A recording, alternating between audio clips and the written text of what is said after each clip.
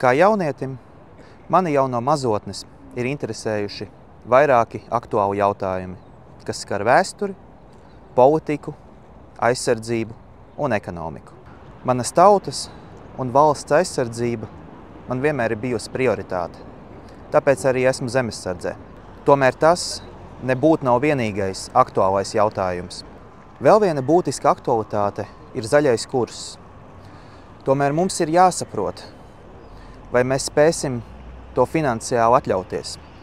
Vai mēs varēsim atļauties A klases energoefektīvus mājokļus. Vai mēs varēsim atļauties elektromobīļus. Šie ir jautājumi, kurus mums ir jāatrisina un kurus mēs nevarēsim atrisināt turpmāko pāris gadu laikā, kā to pieprasa Eiropas Savienība.